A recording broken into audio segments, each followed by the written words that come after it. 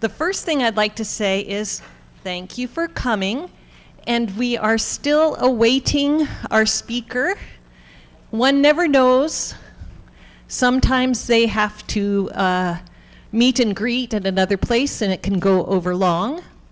Sometimes they can get held by traffic. So I'm going to hope our clerk of IFCL, Diana Hadley, is waiting outside, getting ready to greet him. So one thing I would like to do is tell you a little bit about what our concerns are with Indiana Friends Committee on Legislation. We are a nonpartisan group, and we try to seek God's will and let Spirit lead us in the directions that are of concern to Quakers. Now, this is kind of a challenge right now, because even though it's clear to me, and has been, that there are tremendous changes in our environment, that there are the resources that are so precious to all of us, our earth, our water, our soil, are sometimes viewed as commodities that can be extracted from without any accountability. And so we try to support legislation that cares for our earth, caring for what goes into the water, how it's treated, how the soil is treated, the pollution that goes on the air, and how we can help steward God's earth. It's a gift. We are given such an amazing place in which to live and to flourish. So one of the things that we will be doing, or I personally will be leading some activities before this fall election, is to help get people registered to vote. And in fact, I've just invited the League of Women Voters to have a training at First Friends on July 21st at 4 p.m. And you are all welcome to come. And if you want to let me know, I have a card. And we will, you're welcome to participate in that. To know that the League of Women Voters are nonpartisan. They do not endorse a candidate, but they study positions. So I want you to know that you don't have to worry about what your favorite color is regarding politics, but we believe that having people vote and participate in our democracy is exceedingly important. So I just want to let you know about that. And I'm going to turn the mic over to Phil Goodchild, and he can share a little bit about some of the concerns that he wants to do. Yes, ma'am. You said it's a training. Yes, a training to register people to vote. I'm sorry, it wasn't clear. And the reason why it's so important is because we need to have new voices in our legislature that listen and understand the importance of these issues confronting us today.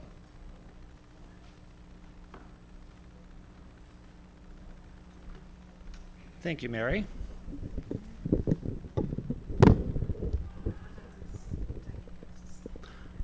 I'm Phil Goodchild. Also, I don't want to say long time because around here that connotes decades, but at times it feels like it's been quite a number of years that I've worked with Indiana Friends Committee on Legislation. And particularly when you feel like you're speaking into the void and not heard, it can be a pretty rewarding sort of volunteer work to take on. On the other hand, at our State House, you still feel like you're speaking into the void.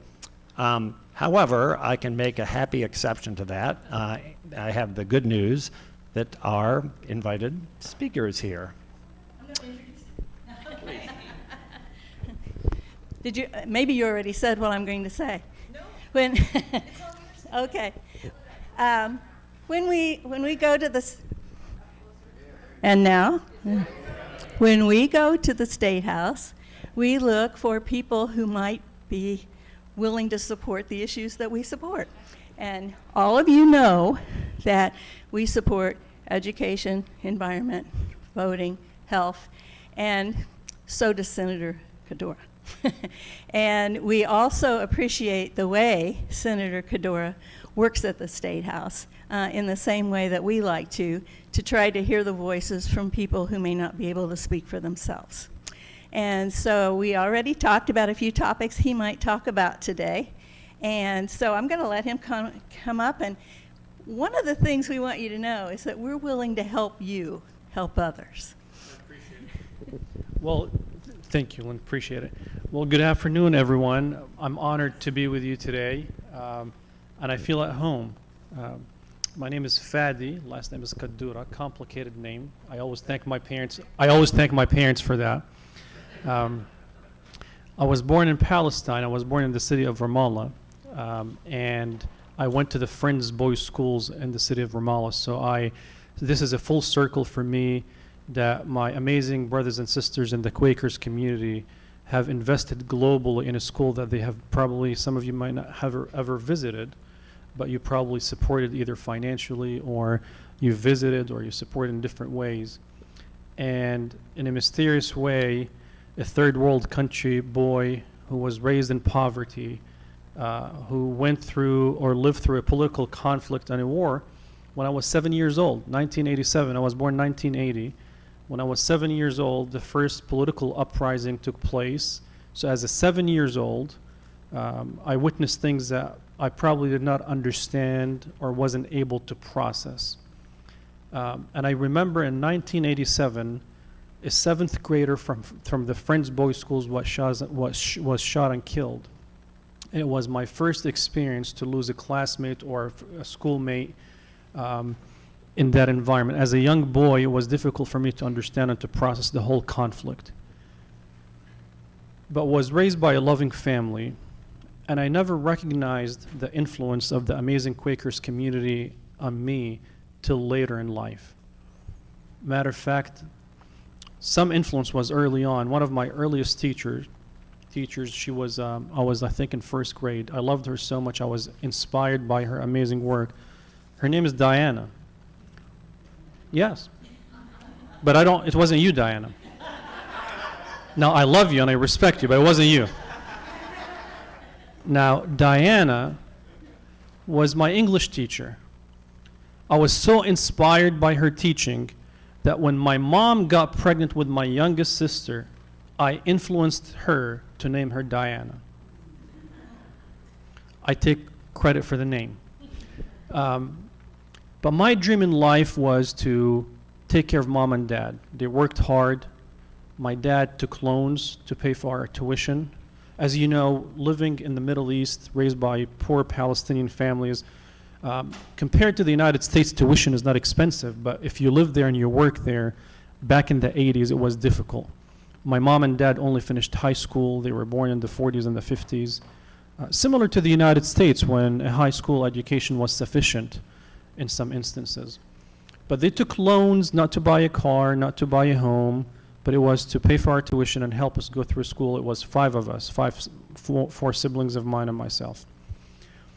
And I worked early on in life, as young as 14, different summer jobs to help the family and so on.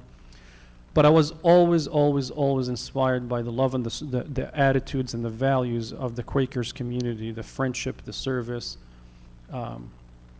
looking at us collectively as one community that stands for one another, that is inclusive, that advocates for equality, for peace, for justice, for the ability to think as we are one community regardless of faith or background or race or nationality, and to be good stewards of our earth and to live a life of simplicity with integrity and focus on what matters most, which is purpose, because we can connect at that level. Then, long story short, made it to the United States with the dream of becoming the next Jeff Bezos, which goes against the Quakers' philosophy of being simple. But my dream was like, I want to be rich to take care of mom and dad. I didn't care about myself. I just wanted them to retire peacefully. That's all what I cared about.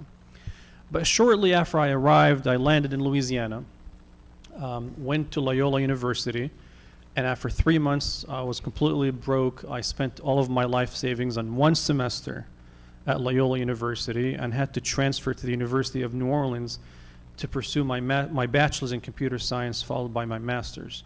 I met my wife in 2001. She's a third-generation American. Her family came also not from Ramallah, but from a close-by place on the Jerusalem side. My wife was born in Detroit, Michigan. But she lived most of her life in the South. She has a switch. She can speak Southern accent right away. But the bottom line is that 2001, my wife and I had our first difficult life experiences together. Her brother was shot and killed at his family business. He was 25 years old. His business was in Alabama. 2005, August of 2005, first week of August, my oldest daughter was born. She was born in New Orleans, Louisiana. 3 weeks after she was born, we became homeless after Hurricane Katrina. We lost everything, A to Z. Every single thing that we've ever owned in our lives was completely gone. So we went into temporary homelessness for a few months and lived in Houston, Texas, and started rebuilding from scratch. And I think I was being transformed since my early childhood years all the way till Katrina, but I never intentionally reflected on my journey to understand what was changing in me. But Katrina was the tipping point where thousands and thousands of amazing people like you traveled from across the country with no expectation for anything in return, no expectation of reciprocity for any kindness that you offered, to help people like myself who were educated and were employed, but they can't control everything in life. We couldn't control a hurricane. And we needed help. And if you remember, FEMA was late, and the government was extremely late in helping almost 1.5 million people. So who stepped in? Faith-based communities, nonprofit organizations, and so on. But that tipping point inspired me to think more critically. Coming from Palestine, civil society at my time when I was a child was not fully developed. So the concept of philanthropy and nonprofit on a massive scale, to have nonprofits that can raise millions of dollars and can help people, it was not what I've witnessed when I was a child, when neighbors helped neighbors with a plate of food or clothing items and so on. So what I ended up thinking through is that what way should I pursue in my life to be like these amazing people? So I started volunteering with the nonprofit that was offering us food every day. I said, I don't want to get a free plate. I want to work for that. And I want to help my family. I know the city of New Orleans very well. Put me to work. So I started fundraising for them in Houston, Texas, and going back with them to help folks in the city of New Orleans. And I loved every second of it. I loved it, that when they speak about that glow that the glow that you feel in your heart and the happiness that you feel when you give. I started feeling that, this is what I want to be at. This is where I want to spend the rest of my life. After we settled in Houston, I was fully employed in my field with a master's in computer science at the University of Texas Medical School. However, my heart was not anymore in computer science. So I decided I want to completely leave the field of computer science to work in public service. And my foundation, my mentor, the one who always has my back, my wife, told me, I got your back, pursue your dreams. And I was able to go to Rice University, and I pursued a postgraduate degree in executive leadership focused on public service, nonprofit and government management. And they told me, if you really love this job and love this field, go to IU. They have one of the best programs. So dragged my family here. At that time, we had our second daughter, who was born in Houston, Texas. I came here, we finished, and ironically, the first home we lived in was a couple of miles away. We lived in Plainfield, Indiana, before we moved to Indianapolis. Yeah, that's what I'm saying. Yeah. Ironically, I'm coming back here. It's like full circles all the way. But anyway, came to Indiana, pursued a second master's in public administration and finance. My PhD is in philanthropy and public service. I teach part-time at the university. I work professionally full-time for a statewide nonprofit association called the United Ways. I'm not sure if you've heard the United Ways. And for my public service to be fulfilled, to try to resolve chronic social and economic problems confronting our state, I decided to engage in politics because my PhD dissertation focused on the intersection of politics, policy, and philanthropy. And I discovered that many of the gaps that philanthropy tends to fill are created because of the gaps in policy that leave people behind. So I thought all what I need to do is print a couple of peer-reviewed research papers with data and run to the General Assembly and tell them, here you go, and we can fix it. I know, naive. Not young, but naive. But shortly I discovered by the time that I concluded my PhD is that in order for policy to be formulated, implemented, it must run through the political system.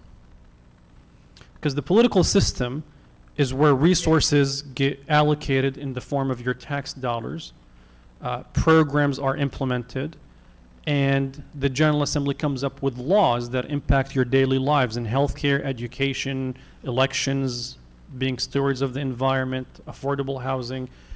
So I felt that I need to be in the place where I can tackle issues at the root level or the root cause level.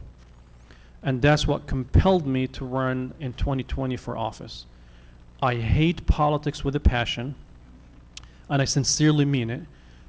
It bothers me a lot, but I remember as a student of history, and when I look at my role models that I never had the chance to meet, such as Dr. King, of how they lived with grace and how they had the long-term vision of changing our societies to a better position, to be better, more inclusive, fair, and welcoming. I conduct my work with that understanding that even those who I disagree with, I love them, I have to work with them, I have to understand their background, they have to understand my background, we have to work together. So I try my best not to let politics get into my thought process as I pursue policy. Now, that doesn't mean that I won't fiercely oppose certain pieces of legislation, but I oppose it with dignity, with respect. I don't call my colleagues names, I don't question their integrity, I don't question their motives, even though sometimes it's very clear and you can see through it. However, I try to, because I want people to extend grace to me, so I want to be sure that I extend grace to others. So that I share with you all of that background to tell you that the issues that we're here to talk about today, I was asked to speak specifically about education, the environment, affordable housing, and elections or voting in a nonpartisan way. And I'll be very brief because I would love to hear more from you and answer your questions. But I wanted to give you that background to deliver two messages. The first is that I truly, even though I've never met most of you today or before today, that I love you and I respect you because somehow the universe is connected and you invested in me before you ever met me, and I loved you before I ever met you. And it's a lesson that sometimes wherever you invest in good deeds and kindness, it will pay off, whether you know it or not. And sometimes there are reasons for why you might not see the labor or the fruits of your labor, so that we can continue to be motivated to give more and more and more and more, and constantly be frustrated with the status quo so that we can actually work harder to make the world a better place. But switching to policies, the policies that I was asked to speak about, I care about them not because I got elected. I care about them because I lived through the experiences of a person who walked in the shoes of someone who was homeless. So I can speak authentically on how does it feel and why does it make sense to fix these issues. I can speak about reducing gun violence because I lost a family member to gun violence. I can speak about healthcare because I remember during Katrina, when my oldest daughter was only 3 weeks old, how much my wife and my daughter needed medical care that we couldn't get access to immediately. So I'm here today to tell you briefly on the housing issue. I'll start with the housing. On a national level with COVID, demand on homes increased. So that led to assessed value go up. When your assessed value go up, your property taxes went up. How many of you noticed that your property taxes went up? Do you want a venting session about that? So I fiercely worked on specifically over the last 3 years on the issue of property taxes to reduce it, especially for senior citizens who are on fixed income. So that's one. Second, in my district, District 30, off of 91st Street and College on the north side of Indianapolis, there was an apartment complex called Lakeside Point. A negligent out-of-state investor called the JPC Foundation procured that apartment complex and neglected people. They stole $1.2 million from the tenants. Did not pay the utilities. They did not take care of the property. It started deteriorating. Mold was growing through the grass. Mold was growing through the carpets. Holes in the ceilings. Water was not running most of the time. You would get hot water in the summer and cold water in the winter. And they claimed to be a nonprofit organization because they offered a couple of classes to teach immigrants and those who were minorities living in the apartment complex, to teach them how to speak English. So they claimed that that one class qualified them to be as a nonprofit organization. So talking about extending grace to people I disagree with, I went immediately to Todd Rokita, our Attorney General. I'm sure that he might be one of your favorite. But anyway, so I went to Todd Rokita and I said, you are the AG of the state of Indiana, and it is your job to defend our citizens. We worked for 2 years filing lawsuits, and then later the same foundation who owned 2 additional properties in Indianapolis did the same exact thing with 2 other properties. So then we brought the city of Indianapolis, and it became a collective lawsuit, state, city, and local organizations. Finally, after 3 years, we succeeded. The landlord was required to liquidate their assets, move it into private receivership, leave the state of Indiana, banned from working in Indiana for 7 years, and they had to pay back all the money that they owed. But we did not fix the root cause of the problem, which is our laws skew more towards landlords. And why does it do that? Because there's an organization that has been frequently referenced in the news over the last few years called the Apartment Association that gave hundreds of thousands of dollars in campaign contributions to one political party, and that political party decided not to advance legislation that would protect tenants.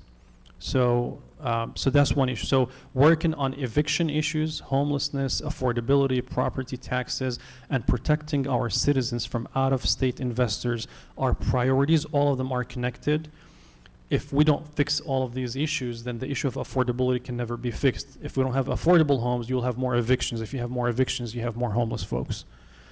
So it's a cycle. So that's on the housing.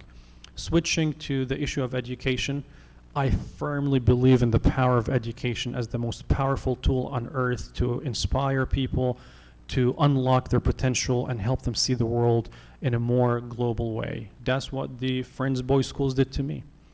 And I represent a district on the north side of Indianapolis that covers Pike Township, Washington Township, and Lawrence Township. Predominantly, that area is very strong in supporting traditional public schools. So I have to balance their interest as a district, but also the interest of 1 million students who attend our traditional public schools in Indiana, where 45% or almost 450,000 students are students who are minorities, who are English language speakers, who are second language or English as a second language speakers. We call them English learners. And individuals with children with severe disabilities. I'm talking about some children. Unfortunately, this morning I received the news from a dear friend that his 14-year-old daughter, Rebecca, who was born with severe disabilities, just passed away this morning. But these are the children who are paralyzed from the neck below. Many of them are non-mobile, non-verbal. They feed off of feeding tubes, and they don't have the resources. So our school system, believe it or not, is amazing. They can't discriminate. They have to take every child, and they have to provide every child with education. So at the state level, I don't fight, for example, against parental choice of where parents send their kids. That's a choice. You want to homeschool, you can homeschool. You want to send to charter school, you can do that. You want to send to private school, you can do that. My issue is the equality of state funding that tends to take money from traditional public schools to send it to private schools. That's one. And the lack of equity in that. So for example, with the voucher program, if you make as a family of four up to $250,000, $250,000 in the sight of the state, you are way too poor that you qualify for a state voucher. But if you make $67,000 a year, you are too wealthy in the sight of the state to send your child to on a voucher to On My Way to Pre-K, for example. During COVID, my colleagues fought against the match for SNAP, which is the Supplemental Nutritional Assistance Program. The federal government gave each family about $45 extra, 45 to 100 depending on how many members in your family. And my friends, my Republican colleagues, decided that was way too generous during COVID, and they introduced legislation that I fiercely opposed to take the additional match from those families. And I argued, any party that claims to be, and I'm not speaking politically, I'm very respectful. I respect you if you're a Republican, if you're a Democrat. I'm talking about the policies that I debated. So any political party on earth that claims to be a pro-family party should not take $45 away from folks who are trying to buy milk and eggs and bread during COVID for their own families.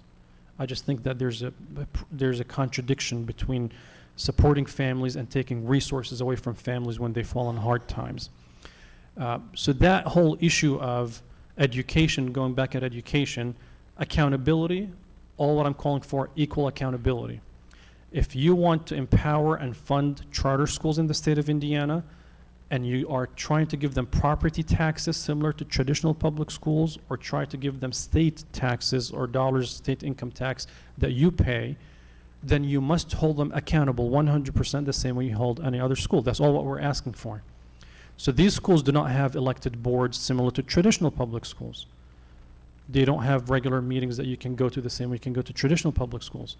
They can be selective in enrollment, so they don't have to take a student who might have disability, and they're not required to provide transportation. So there are huge discrepancies between different types of schools when it comes to accountability. But I firmly believe to lift up the state of Indiana, if we equally invest in our kids and we hold all schools accountable, and we invest in our amazing teachers, appropriately compensate them, because right now you can have a job at a fast food restaurant, make more than a teacher makes in the state of Indiana. Chick-fil-A advertises a manager at Chick-fil-A at $65,000 plus bonuses, and then plus you can get tuition reimbursement, this, whatever. So some teachers are like, I've been teaching for 20 years. I just thought I'm making $65,000 or $70,000 or $80,000. So we have to respect teachers, and we have to invest in teachers, because teachers are the educators. There's no profession on earth that exists without a teacher, whether vocational training or college education or K through 12. And then when it comes to education, I fiercely support the idea of early childhood education. To conclude on education, last session, the General Assembly passed a law that I opposed. They wanted to retain third graders in third grade if they don't pass I-read. Now, that's a decision at a local level between the school and the parents based on formal assessments at the local level. Why did I oppose that? One, for 15 years, one party has been in control of education, and regulations have been changing every single year. Why did it take the same party that is in control since 2004 over the last 20 years until 2024, 20 years later, to discover that some third graders can't read? 20 years. They did every educational policy on earth, and they claim they want us to be the first choice state in the country. So it was, in my mind, shifting blame from the state policies that harmed our kids by experimenting on them and shifting dollars from public schools to other forms of schools, and now you're going to blame our kids for that. So I said, how about a better idea? It's going to cost us $105 million annually to hold third graders back. How about you use that $105 million to expand a universal On My Way to Pre-K so that kids can start reading 3 years earlier? Silly idea, I know. But so early childhood education has been proven time and time and time again that it's the most strategic investment. Investing up front at the front side of the educational system is much more cost effective than spending hundreds of millions of dollars at the back end of the educational system when we become adults and we drop out of high school, and now the state is trying to bring us back to train us and get us a job. It's much more cost effective to spend money at the front end of the system rather than the back end of the system. And when you think about it, it's all connected. Early childhood child care, early childhood education, K through 12, will severely impact the outcomes of higher education. For the last 15 years, enrollment in Indiana universities have been up and down, but on a trajectory of declining. For those who are to be very accurate in the way that I articulate that. Enrollment goes up and down, it's been stagnant. But what has been declining is the on-time completion by students from four-year universities or colleges. We are one of the best states in the country. We rank within the top 10 of attracting students to Indiana, but we are 44 in the nation in retaining them. You see the discrepancy? So I'll stop. That's education. So I'm fiercely supportive of equality in education, equal method of funding, 100% equal accountability, invest in early childhood education, invest in teachers, and be fair to all of our school systems. Finally, well, not finally, but on the issue of, we talked about housing, education. I'll skip quickly to environment. We're stewards of this earth. We can't live. Do you remember during COVID how weak and vulnerable we felt when we had to social distance, to stay at home, to wear the masks and all that? And that was a viral issue or a virus that could have been spreading, spread across the globe. You feel helpless when you can't control the quality of air. Imagine we are one of the worst 5 states in the nation with polluted air and water. So our health, I preach to my colleagues in terms of cost-benefit analysis. You don't have to invest in improving the quality of air or water, but you're going to pay for it at the other end by having more Hoosiers become ill, and you have now to spend more money on Medicaid and other programs. So let's be on the preventative side rather than the demand side of things. Wetlands. I believe in science. I believe that we should use data and research. I think my teachers and professors would disavow me if I go to the General Assembly and start talking nonsense that is not driven by data and science and all of that. But the point is that data is helpful. It gives you some kind of measure to understand, is this policy working or not? Did other states try it or not? And so on. Wetlands work. They have an ecological purpose to serve our communities, to serve our state as far as preserving water and cleansing the underground system and so on. But because we have developers who are interested in developing more homes, which I support developing more homes, but you don't leave the entire state of Indiana and only go look at where wetlands are to build your homes on it. So they passed laws to get rid of protections for wetlands. And I opposed that too. I supported other pro-environmental policies, such as a law that we passed in a very unique way to preserve wildlands as wetlands was a different way of going around the law. But I love animals. I hope that all of us do. I have a couple of mammals at home, and my kids love them, but I do most of the work anyways. But I think animal welfare is extremely important. We have to be kind to all creation on earth, not just humans. Humans definitely, but also animals and plants and so on. So all that, the environment and animal welfare is top on my list. Finally, I'll speak on voting, and I'll be very brief. I firmly believe that the biggest political sin across the United States that have been committed by Republicans and Democrats across the nation is the issue of gerrymandering. And I fiercely, fiercely, fiercely oppose it. I offered my seat, my resignation, during the first session after I got elected. It was a brutal campaign that was till today is the most expensive in the history of the state of Indiana for state Senate seat, $2.3 million from the other side. And I was a first-time incumbent. I never ran, first-time candidate. I've never ran for office in my life. But I was willing to give up that seat within my first few months in the job when I was traveling the state as a member of the Senate Elections Committee. And I remember you were engaged with the Citizens Redistricting Commission and all that with Common Cause and Women for Change and other organizations. And on the Senate floor, I offered an amendment to take the redistricting process out of the hands of the elected officials, us, because it's a conflict of interest.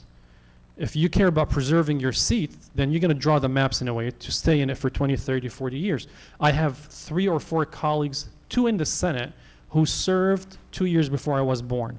I'm 43. One of them, I really enjoy working with her. She's amazing. She's from Evansville, modest, centrist, authentic Republican. Her name is Vanita Becker, and I like working with her. She speaks her mind. And someone that I always try to extend grace to. His name is Senator Mike Young, who represents the little bit of, I think Plainfield, a little bit of Hendricks County, and then Speedway and other places. He's my seatmate. He sits next to me. He's the gentleman who tried to pass an amendment to say that if an 11-year-old girl gets raped and pregnant, she must carry her baby. I'm not talking here about abortion. I respect people if they have different opinions. I'll be more than happy to answer questions on that. But I care less about people's political ideology. I love every human, whoever they worship, whoever their God is. I don't think there's any God that anyone believes in condones and supports an 11-year-old being raped that she have to carry her baby. I have daughters, and I could not tolerate even thinking. And I still had to extend grace to my colleague who I debated him, I opposed him, and we defeated his amendment. But it was difficult emotionally to think that in the most extreme cases such as rape, that you prefer a political ideology over someone's health and life. But going back at the idea of voting, Indiana tends to lean conservative, but Indiana is not a Republican state. I'm not talking just Democrat versus Republican. Hoosiers are decent people. And they're not all on the same page on every policy issue.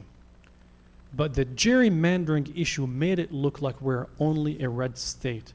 Because the concept of gerrymandering is the concept of what they call cracking and packing. Let's say all of this room, let's say this middle or center side, you're Democrats, and then the other 2 sides, I'm sorry, I don't mean to offend anyone here by assigning labels, but let's say that on this side they are Republicans and on this side they're Republican. So the concept of cracking, instead of having 1 seat in the General Assembly for Democrats, what they do, they crack it in the middle, they add the few individuals who are Democrats to the majority Republican on this side, next door neighbor district, so now it became 1 Republican district. And then this half, they would push it that way, and that becomes 1 more Republican district. So that's how Democrats would lose that 1 seat that they have. They use computer systems and they use political data. We have access as elected officials to political data when we run for office every 4 years. It doesn't tell by law. We can't see how people vote. We can't tell who you voted for. But by state law, we get access to data that shows in the primary who pulled a Republican ticket or ballot versus a Democratic ballot versus nonpartisan ballot. And then they come up with computer system logic to say, most likely Diana, based on the last 20 years, she pulled this type of ballot, so we predict that she's going to be on this side of the political aisle. Then when we start knocking on doors, now we have in the system that Diana is on this side of the political aisle, so now I can cater my message to her. So that's what gerrymandering does. It creates safe districts with no competition And now these elected officials, they fear no one except the very few who would show up in the primary, who tend to be normally the most vocal and sometimes the most extreme. So they have to cater their policy choices to the very small group that is going to vote for them in the primary, and they care less about the general election because it's a very secure district. That is, when you look at the General Assembly and why sometimes we come up with crazy laws, it's because there are no checks and balances to tell people that if we were more evenly split or even representative of how the state of Indiana politically leans, it used to be, if you look at the last 4 or 5 statewide elections, John Gregg, a Democrat, ran for governor. He lost by 3.5 percentage points to Eric Holcomb. 3.5. So it was, 52 to 48 with some decimals on either side. So Joe Donnelly won Indiana in the last few, back in, I think it was 8/16. He lost his second elections. Different presidents, I know it was not frequent, but Obama carried Indiana the first term. So regardless of how people feel on different issues, people might change their voting. So all what I want to tell you is this. Any political party on earth that is afraid of standing based on the merits of their ideas is undeserving of governing. As simple as that. If you cannot defend your ideas and people are not selecting it, you should not be in governance. Let the people speak. What are you afraid of? So parties that kind of utilize these methods, such as gerrymandering, are weak parties that are trying to predetermine the outcomes of elections, circumvent the process, and they determine it for 10 years, not for one election cycle, because they use the census data, and the redistricting process happens only once every 10 years. So that's the challenge that we have. So I did run as a Democrat, but I do also occasionally vote on good policies that might be introduced by a Republican. And I have no shame of saying that. I did not run to support the organization which is called the Democratic Party. I believed in some values that they have. I believe that they were more fair, inclusive. There are a couple of good, I'll conclude with this thought. I frequently remind my colleagues on the Senate side when I debate them, I never personally pulled a partisan ballot until 2 years before I ran for office. I ran in 2020, so the first time in my life that I pulled a partisan ballot was in 2018. Before that, I've always evaluated the candidate, their policies, what they stand for, and supported them. So there are some good old Republican Party ideas that I actually remind them of on the Senate floor and ask them to support. I'll give you an example. I told you I like animals, correct? So we had cities such as Indianapolis and Bloomington and others that passed an ordinance that said your local pet store should not be selling puppies that come from puppy mills. That's an ordinance in the city because we care about animal welfare. Well, my colleagues passed a law to nullify all of these ordinances to allow pet stores across the state to sell puppies from puppy mills.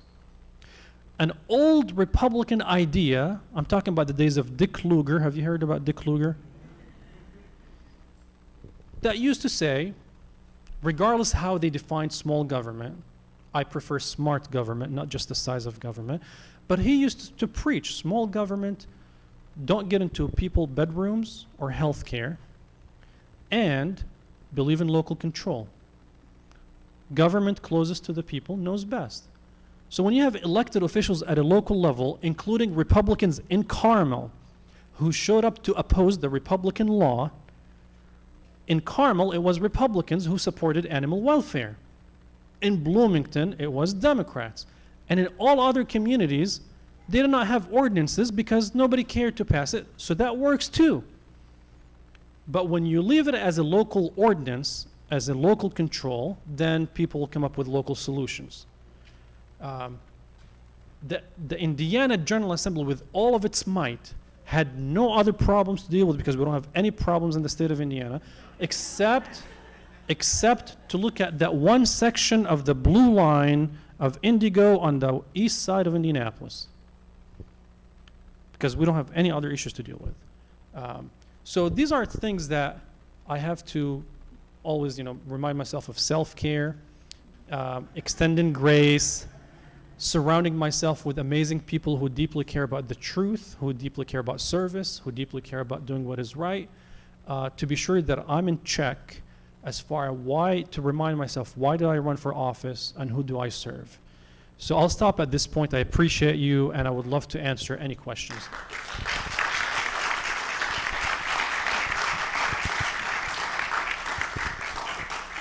Okay, do you see why we invited Fady to come here today? I watched the Blue Line debate for 3.5 hours, Fady, and that's when I said, he is such a gracious person, because you were so wonderful to put up with some of the arguments. But he did, he did it as we try to tell our children that we want them to treat other people. We're going to run out of time real fast. We have FCNL here too today, and in fact, Fady, Hassan really wants to meet you, and so we'll make sure that happens. He said he might share a little time. Is that right, Hassan? Yeah, and where's Alicia? And Alicia's here too, all from FCNL. And so you'll take a few questions? Okay. Clark, I see a question right back there. Yeah, but I'm holding the mic, so I get to ask the first question. But going back to the educational issue, you've got the data that says preemptive, it works. Why not put the money there? When you have the data, when you have a logical, valid argument, how do they argue against that? I mean, how do you combat that if they're not willing to look at the data or acknowledge your argument? I'll use your example of holding the mic and asking the question. So, dictatorship is efficient. I'm just messing with you. But I sincerely appreciate the question, because think about it for a second. They conflate politics with education. We are humans, so we don't have sequential intentions and motives. Our intentions and ideas and thoughts are always concurrent, meaning you might have 50 interests in pursuing a policy at the same time. For education, you might have Republican colleagues of mine who oppose some of the harmful education policies, because when they look at their rural community, they have only that one school, they don't have any other choice. So when other Republicans speak about choice, in their community, adding one more school means divide the current school that does not have full enrollment anyways and is struggling to attract teachers to move to a rural community to teach, and now you're splitting it to offer choice to somebody else because it's a traditional public school. So you will have a diversity of opinion on educational policy. So one intentional or motivational factor would be for rural communities, Republicans and Democrats would think about how does that impact my district. But globally, on a national level and in Indiana, there's a political agenda. The political agenda has deep roots since the civil rights movement. The civil rights movement fought to desegregate our schools. And those who were not happy about desegregation for the last 60, 70 years have been working in a smart way to undo that. For example, who could argue against the term parental choice? No one. Who could argue even against money follows the student? We want our students to get educated. But really the strategy, and if you look at who are the individuals funding that strategy on a national level, which foundations and which multi-million donors or billionaires, not even multi-million donors, but billionaires, and how the money comes to Indiana, and you look at all of these small educational reform nonprofits. One of them lives in my district. He makes $450,000 as the CEO of an organization of 10 individuals just to push the reform agenda. He makes more than the President of the United States annually because of his amazing work. Big responsibility. The point I'm trying to tell you is I can't get into the mindset of every legislator, but politically the parties have determined their positions. The Republican Party in the state of Indiana had deeply held, not all of them, but the drivers behind it, through campaign funding that comes to the party. If you push this agenda, you're going to get a couple of $1 million each year to support your candidates. The Speaker of the House, who's a Republican, was employed by an educational organization that partially pushed that agenda. And he was making close to $500,000 a year until he pushed for an anti-black piece of legislation to remove talking about slavery in our history books. He was pushed out of that organization because that organization, the College Board, which comes up with the testing. Let me digress for a second. The testing issue of our schools, we've been being pushed for years and years and years to test our books and teach them to the test. Well, guess what? The Speaker of the House was working for the organization that makes profit by selling tests to schools and universities. It's all over the place. Conflict. Yesterday, a former legislator in the House was sentenced to 1 year in prison because in exchange of incentives for a casino, licensing incentives, they promised him a $350,000 annual job or salary for a job annually. When I was an intern in the Indiana State Senate, first year I moved to Indiana, I was an intern in the same chamber that I serve in today. A legislator who's no longer in Indiana, he moved to Florida to retire, owned a construction company that basically builds nursing homes. They passed a law in Indiana that the Medicaid agency must pay for 50% of all beds at all nursing facilities in the state of Indiana, even if they were not occupied. His daughter was the lobbyist for the industry, and his son was the president of the construction company. And the whole thing became a thing. So when you ask the question, why data and research doesn't impact them frequently, is because campaign contributions, national agenda, political agenda, and then deeply held beliefs, policy beliefs about things such as segregation versus desegregation versus traditional public schools are liberal and they corrupt your minds, your kids' minds. We need to send them to get religious education. And unions are bad because they corrupt your students to vote Democrat. So it's really complicated, but you get it. Sorry about the long answer. Thank you for the breadth of your presentation, and I have another issue that was not yet mentioned. Sure. But which is at the forefront of Indiana right now. And that's an issue of conscience, which is close to the hearts of many Quakers, and that's the death penalty. And 16 days ago, the Indiana governor announced that after 14 and a half years of no executions in the state of Indiana, he's acquired lethal drugs to resume education, to resume what I call premeditated judicial murder, and he wants to do the first person to be someone who's seriously mentally ill. And so this is an issue that Quakers have had a strong position against the death penalty for over 300 years. And I just hope that you will help bring Indiana back on the right side of this issue. Only 13 states right now are actively participating in executions. Indiana is one of about a dozen, which has for a long time had an informal moratorium, and the governor wants to end that. I appreciate it. Very short answer. We fully oppose the death penalty. Not only since I got elected, but even my caucus that I serve in oppose it. And we're going to continue to work on this issue. Now, you're very well knowledgeable about the issue. This community is very well knowledgeable about this issue. I can preach to you about why I oppose it, but I hope that I don't want to do so, and here's why. I think, sometimes politicians, I'm not a politician, I'm a public servant, they like to know your position and cater to you to tell you that I support you. So I'm not going to exaggerate in my opposition to the death penalty. I'll just leave it out telling you that I oppose it. I will oppose it always, and my caucus does oppose it. One question before we move on, I'm kind of leading into, I think, the next session. Could you give any feedback on how we can help Ramallah and Gaza. I've given some money to UNICEF. I've given some money to Ramallah School. But what else can we do?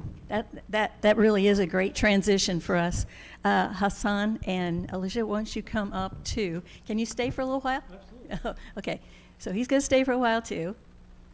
And we have some information from the League of Women Voters, oh, pardon me, about empowering voters. If we get more people voting, we have one of the lowest voter turnouts.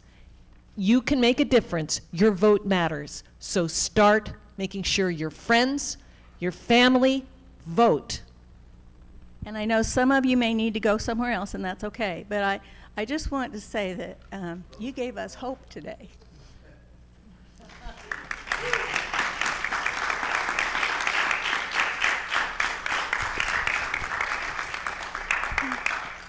We need to find some more of him. And so,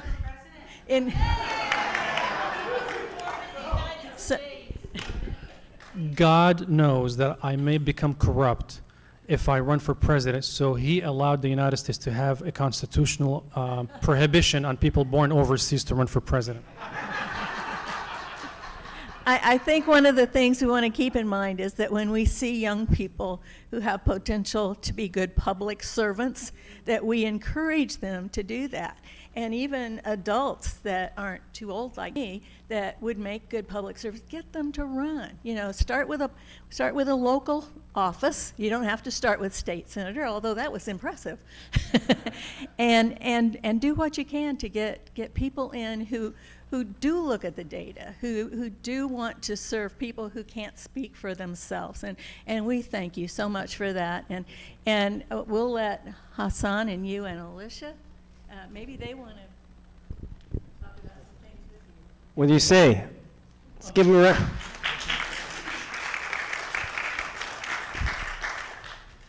I do want to hear your answer to the question. College, and I tell people that I became a Quaker because of 9/11 and working at FCNL during that time, and the fact that